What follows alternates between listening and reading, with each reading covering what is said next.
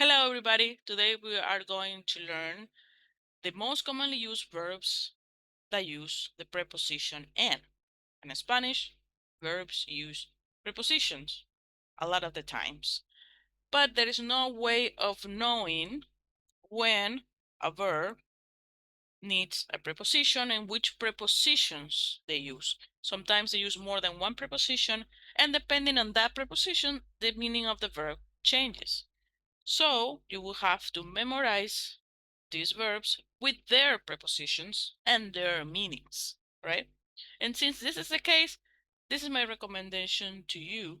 First, you need to accept that there is no logic to this, or give your own logic. If you are the kind of person who needs to have a logic or to be a logic behind something, you will have to give them your own if possible. But I do say it's easier just to accept that there is no logic. Things are just the way they are.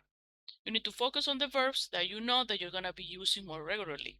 And how do you know this? Because when you're in a conversation, you know which verbs you use more.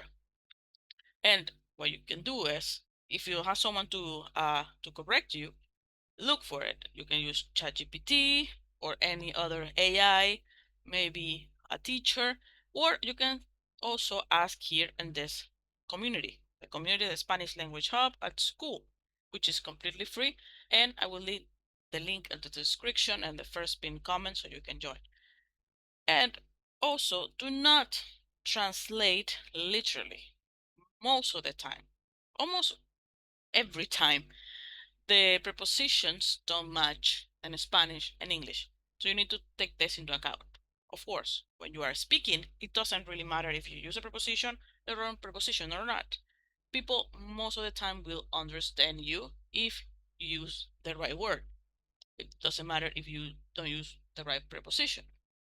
But but when you are studying, take that into account. Listen to the when you listen to something, when you're reading something, just pay attention to those prepositions and their meanings.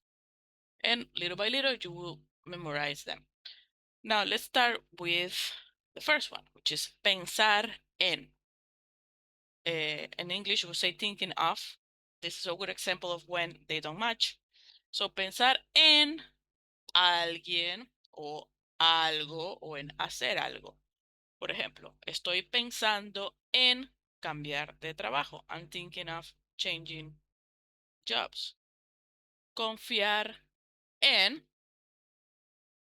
de nuevo, alguien, trust someone or something. Confío en ti, por ejemplo, if it's something, will be confío en el proceso. So you need to use en. This is a good example of when in English you don't have this you don't use a preposition. You say like trust the process or trust her. Pero en español we do need this preposition with confiar, all right? And then we have creer en, to believe in something or someone. Creo en el amor, I believe in love, or creo en mi amigo, I believe my friend. You see, I believe in love or I believe my friend, but en español we use en. Creer en el amor o creer en mi amigo. Siguiente es meterse en. To get into somewhere or into something. Por ejemplo, se metió en el bus como pudo. He got into the bus the way he could. Y se meten en problemas todos los días. They get into trouble every week. Sorry, no todos los días, todas las semanas, every week. Insistir en, insist on something, insiste en que tiene la razón. He or she insists that he is right. Influir en. Esto influye en los resultados. This influence the results. Influir en. Especializarse en. Se especializa en marketing digital. Specializes in digital marketing. Interesarse en. This is a very common one. Interesarse en. Me interesé en la historia del arte. I am interested in the history of art. Me interesé en. Participar en. Participo en el proyecto. Participé en the project. Y convertirse en. Verb of change. Convertirse en. He becomes the leader of the team. Again, here, you're in English, wouldn't use any preposition. En español, we do. Remember, it's not a literal translation. You cannot translate it literally.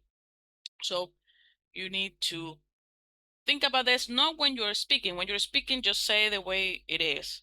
When you are learning, when you are studying, analyzing the language, is when you need to write down and practice writing some sentences using these verbs with these prepositions. So I invite you to write in the comments, choose at least 5 of these verbs, the ones that you think that you use more on a everyday basis. Write it down in the comments and I'll give you my feedback. I hope it's useful. Nos vemos mañana.